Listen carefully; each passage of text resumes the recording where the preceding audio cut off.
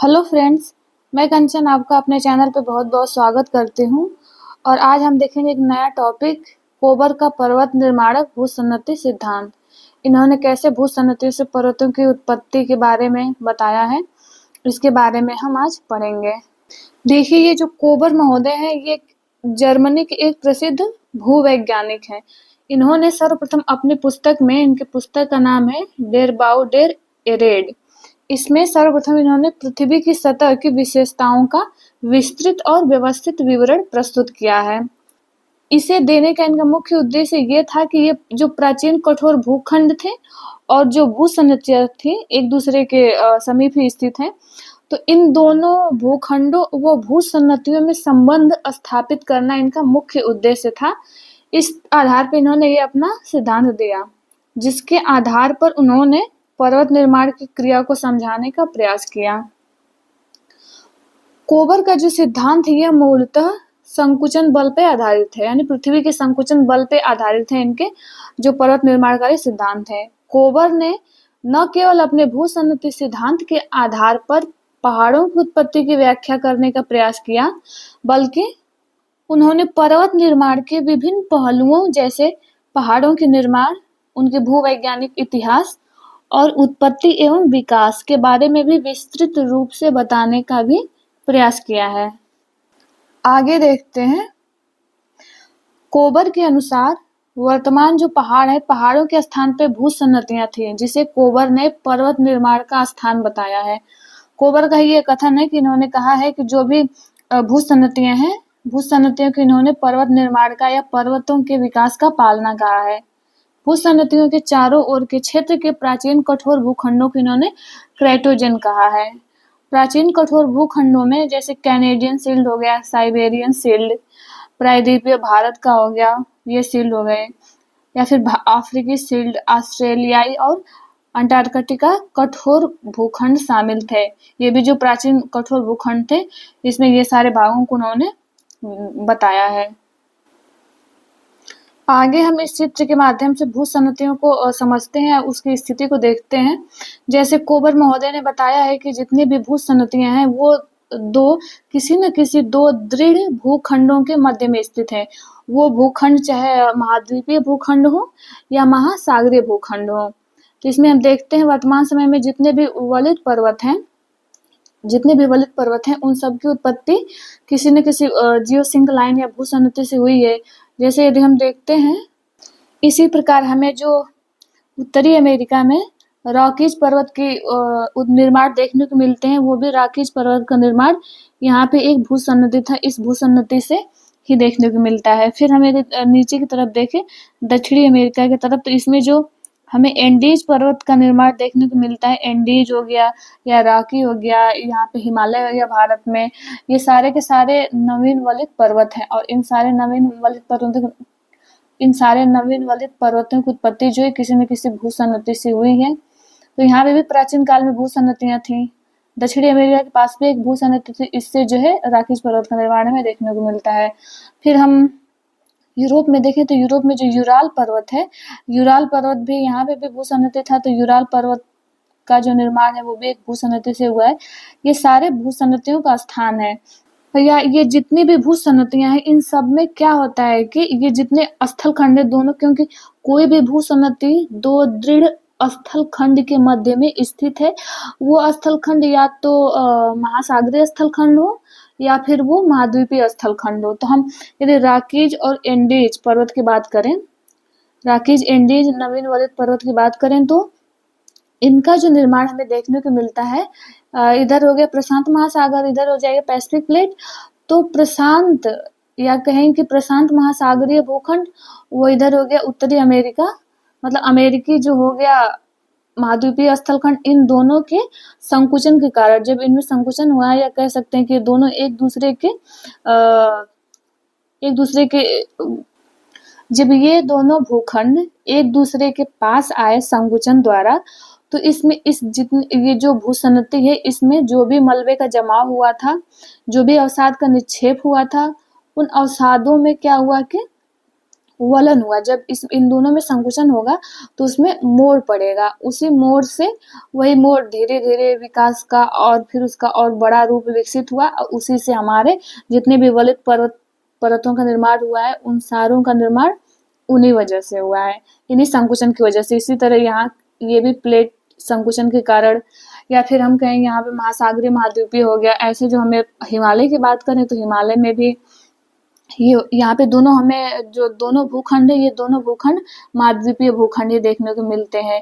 तो इधर हो गया ये जो भारत का प्रायद्वीप है, या कहें कि भारतीय जो इंडियन प्लेट कह सकते हैं कि इंडियन प्लेट, और इधर से यूरेशियन प्लेट, ये दोनों भूखंड एक दूसरे के समान गति किए, ये एक दूसरे के पास आए तो इसमें जो संकुचन हुआ, इसी संकुचन के कारण हिमालय पर्वत की उत्पत्ति हुई है। यहाँ पे हमें जितने भी पामीर के पठार से जितने भी पर्वत श्रृंखलाएं निकली हैं, जैसे इसमें हो गया अल्टाई भी हो गया, अल्टाई देखने को मिलता है, फिर हिमालय हो गया, हिमालय के साथ साथ कुनलुन एक पर्वत श्रृंखला है, कुनलुन पर्वत श्रृंखला है। यहाँ से इस जो पामीर का पठार है यहाँ से जितने भी पर्वत श्रृंखलाएं का निर्माण हुआ है या फिर निकली है, ये सारे के सारे इसी भूसन्नति से निकली हुई हैं। इसी तरह हम यदि यूरोप में इधर यूराल जो यूरोप और एशिया को अलग करता है, यदि हम यहाँ पे यूराल पर्वत श्रृंखला की बात करें तो जो यूराल पर्वत श्रृंखला है ये भी एक किसी न किसी भूसन्नति में स्थित थी। यूराल के साथ यदि आल्पस की बात करें तो आल्पस पर्वत श्रृंखला भी, ये जितनी भी नवीन वलित पर्वत श्रृंखलाएं हैं सारे के सारे किसी न किसी भूसन्नति में ही स्थित थे। इसी तरह यहाँ पे जो हम उत्तरी अमेरिका में देखते हैं तो जो अपलेशियन पर्वत श्रृंखला, अपलेशियन पर्वत श्रृंखला हमें यहाँ पे मिल जाएगी। अपलेशियन पर्वत श्रृंखला ये भी एक भूसन्नति में स्थित थी। ऑस्ट्रेलिया, यदि ऑस्ट्रेलिया की ग्रेट डिवाइडिंग रेंज की बात करें, ग्रेट डिवाइडिंग रेंज, ये सारे के सारे पर्वत श्रृंखलाएं भूसन्नति से उत्पन्न हुआ है, इसीलिए इसे कहते हैं भूसन्नतियों को पर्वत का पालना। यहाँ पे हम अफ्रीका में हो जाएगा आपका एटलस पर्वत।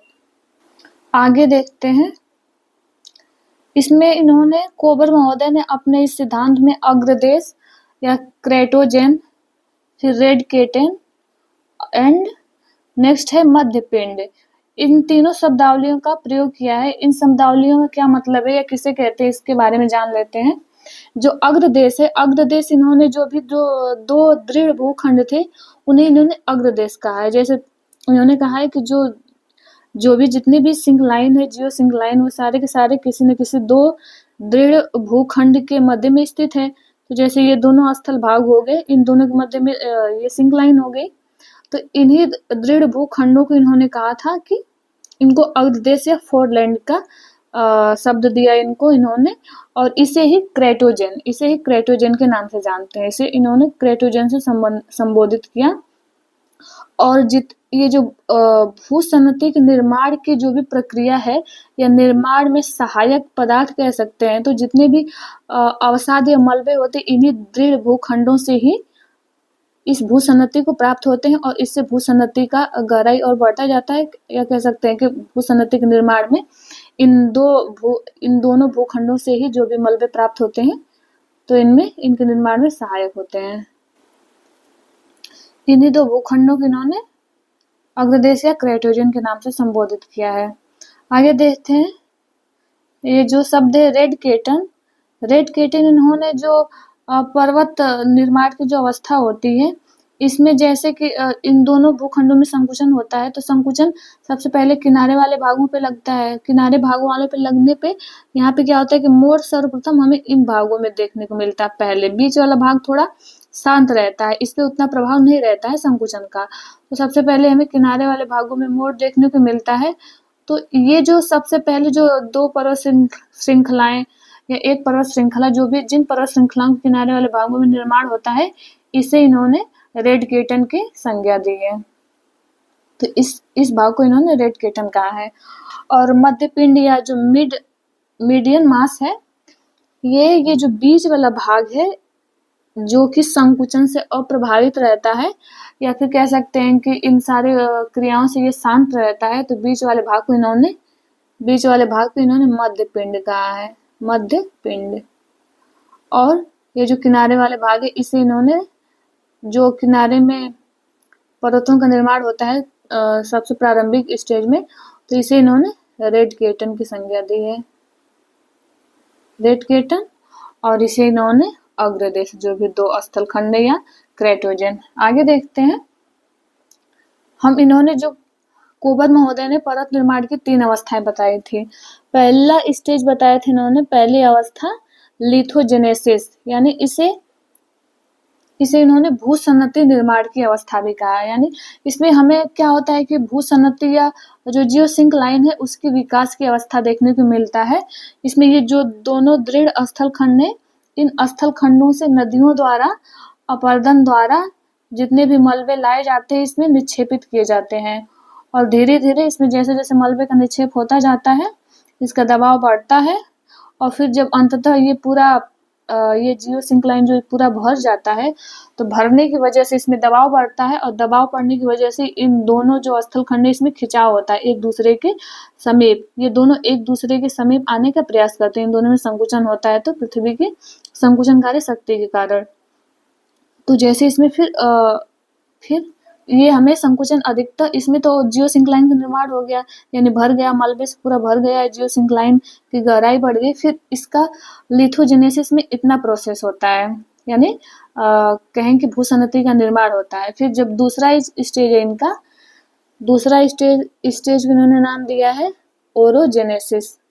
ओरोजेनेसिस इसको हम कहते हैं, ये जो ओरोजेनेसिस स्टेज है इसे इन्होंने पर्वत निर्माण की अवस्था कहा है, पर्वत निर्माण की अवस्था।